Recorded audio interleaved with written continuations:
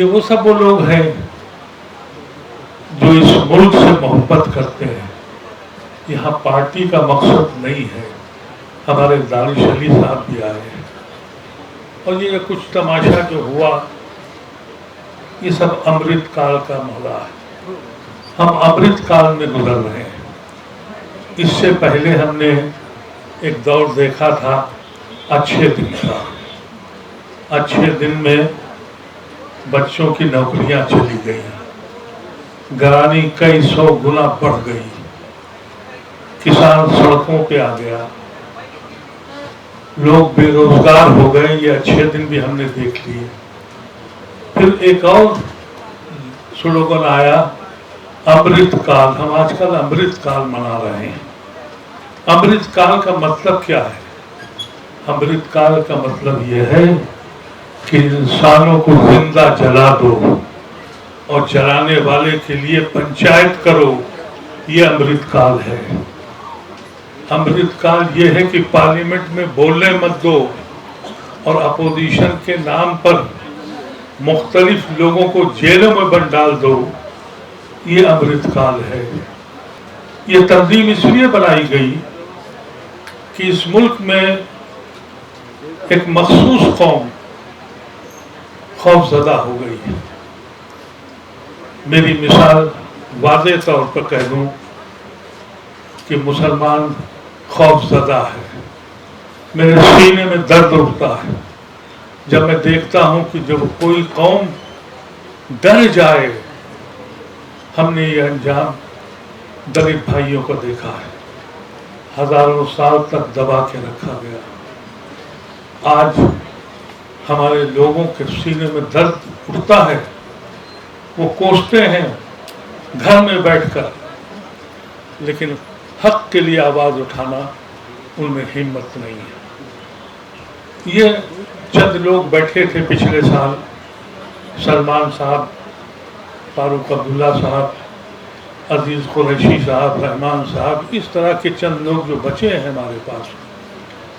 ایک چیز اپنے ذہن میں یاد رکھیے گا, اب ہمارے پاس چاند و سورج نہیں ہے. یہ جو آپ کو ننھے ننھے ستارے دکھ رہے ہیں ان کی بھرمار ہے. ان کو اکٹھا کیجیے, اس کی مدھم روشنی میں اپنی زندگی کا تعاون کریے, اس ملک کو بچائیے.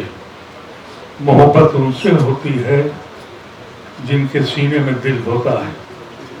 محبت کے لیے کچھ خاص دل ہوتے ہیں. یہ وہ نغمہ ہے جو ہر سانس پہ گایا نہیں جاتا. وہ کیا جانے جو اپنی بیوی سے تعلق جن کا نہیں, جن کا اپنے بھائیوں سے تعلق نہیں, جن کا اپنے ملک کی فکر نہیں, وہ محبت کے معنی کیا جانیں گے. محبت تو ان سے کی جاتی ہے جو محبت کو جانتے ہوں. جو نفرت پہ جھلی ہوئی لاشیں ہیں ان سے محبت کی توقعات کیا کریں گے آپ. مشکل تو یہ ہے کہ لوگوں نے جب خوف میں اپنے کو مبتلا کر دیا تو یہ تنظیم اس لیے کھڑی ہوئی, جیسا ابھی افضل ایوبی صاحب نے کہا, سلمان صاحب کا یہ کانسیپٹ تھا کہ یہ organization initiated and established by the Muslims, but not for the Muslims alone. Anyone جس کے ساتھ زیادتی ہوئی ہے, جو ڈپرائیو کیا گیا ہے اپنے حق سے, ہم آواز سے آواز اس کی ملائیں گے. میں آج کے دن اس لیے ہم نے اپنے بہت سے ساتھیوں کو بلایا, غیر مسلم بھائیوں کو, اور اس لیے بلایا کہ وہ ہماری لڑائی لڑ رہے ہیں. ہماری قوم کا تو عالم یہ ہے کہ جب بلقیس بانو کو کے ظالموں کو چھوڑا گیا تو قریب 1000 نوجوان بچیاں جنتر منتر پہ احتجاج کر رہی تھی, اور ہمارے شاید 4 یا 5 مسلمان وہاں تھے. تو مقصد ہمارا یہ ہے کہ وہ ہندو بھائی جو ہمارے لیے کھڑے ہیں, ہماری وجہ سے وہ دیش دروہی کہلانے لگے ہیں, ہم ان کے پیچھے کھڑے ہوں. حقیقت تو یہ ہے کہ ہم آج بھی گاندھی کی تلاش میں ہیں. کوئی گاندھی تو ہمیں مل جائے. مشکل یہ ہے کہ گاندھی الیکشن کے زمانے میں دکھائی پڑتا ہے. ہم نے مختلف پارٹیوں کو مختلف وقتوں پہ چھوڑا اور اپنایا. میری ایک چھوٹی سی فکر ہے، پارٹی چھوڑ کر راہیں بدلنے کی کوشش کریے، اور راہیں بدلنی پڑیں گی. اور راہیں بدلنے کے لیے یہ جو تنظیمیں ہیں جو ہیومن رائٹس پہ کام کر رہی ہیں، یہ وہ تنظیمیں یا انفرادی طور پر یہاں پروفیسر وپن ترپاٹھی صاحب موجود ہیں، میں ان کے ساتھ بہت سالوں سے جڑا ہوں. میں نے گاندھی کو تو نہیں دیکھا، لیکن مجھے اس بات کا فخر ہے کہ میں نے بشمبر ناتھ پانڈے کے ساتھ 5-7 سال گزارے. اور وہ ایسے سوچتا تھا میں کہ جب بشمبر ناتھ پانڈے جو گاندھی کے ان کے ماننے والے تھے، اگر وہ ایسے تھے تو پھر گاندھی کیا تھے. مشکل یہ ہے، لوگوں کا ایک ہجوم ہے، اس ہجوم میں انسان نہیں دکھائی پڑ رہے. اب لوگ ہوس میں پڑے ہوئے ہیں. عہدے کی لالچ نے انسان کو وحشی بنا دیا ہے. ہماری اس ملک میں اوقات کیا ہے، جہاں ہم کھڑے ہیں یہاں ہماری کانگریس کی سرکار ہے. لیکن میرے ذہن میں ایک سوال ہے جو میں سلمان صاحب کے سامنے اور آپ کے سامنے کہنا چاہتا ہوں. ایک کنہیا لال، ایک خبیث نے اس کو قتل کیا. ہم نے ایک آواز ہو کے کہا کہ یہ مسلمان نہیں ہے. اگر مسلمان ہوتا تو ایک مظلوم کا قتل کرنا اس کے مذہب میں اس کی اجازت نہیں ہے. اس کے خاندان والوں کو 1 کروڑ روپے دیے گئے، 2 کو نوکری دی گئی. آج سے 2 مہینے پہلے 2 مظلوموں کو گاڑی میں جلا دیا گیا، 5 لاکھ معاوضہ ہوا. یہ بات ثابت کر دی گئی کہ تمہارا اس ملک میں یہی مقام ہے، تم اتنے ہی کے مستحق ہو. میں سمجھتا ہوں کہ آج کے اس یہاں سے ایک ریزولوشن پاس ہو اور یہاں کے چیف منسٹر کو دیا جائے، اس پہ ہم سب لوگ سائن کریں کہ اگر آپ کانگریس پارٹی جو گاندھی کا تصور اور مولانا آزاد اور نہرو کی سوچ کر صرف کی پارٹی ہے، کیا انصاف ایسے ہی ہوتا ہے؟ میں سمجھتا ہوں کہ ہمیں ایک ریزولوشن تیار کرنا چاہیے، اور ایک ریزولوشن یہ بھی تیار کرنا چاہیے کہ یہاں کے وکلاؤں سے ہم تعلق پیدا کریں، یہاں کے دانشوروں سے ہم ملیں، یہاں کے سیکولر ہندو بھائیوں سے ہم ملیں. انسانوں کا تعلق ہونا چاہیے. آدمیوں کی اب ضرورت نہیں ہے، اب انسانوں کو جوڑنے کی ضرورت ہے. میں یہ سمجھتا ہوں انسان بننا سب سے بڑی بات ہے. مسلمان اگر ہم ہیں تو اپنے گھر میں ہیں، اور اگر کوئی ہندو ہے تو وہ اپنے گھر میں ہے، اور کوئی سکھ ہے تو اپنے گھر میں ہے. لیکن سماج میں وہ انسان بن جائے، یہ میرا ملک بچ جائے. ہم نے اس ملک کے لیے اپنی قربانیاں دی ہیں، کہنے کی ضرورت نہیں ہے. لیکن ہم یہ سمجھتے ہیں کہ دردناک پہلو یہ ہے کہ اس عمر میں آ کے مجھے ہر جگہ یہ کہنا پڑتا ہے، یہ ثابت کرنا پڑتا ہے کہ میں دیش دروہی نہیں ہوں، دیش بھکت ہوں. کلیجہ پھٹ جاتا ہے. ہم نے اس لیے اس ملک کو نہیں اپنایا تھا کہ ہم آخری وقت میں ایسے وقت میں آئیں گے جہاں ہمیں ثابت کرنا پڑے گا کہ تم مسلمان ہو یا ہو تو تم اس ملک کے حامی ہو یا مخالف ہو.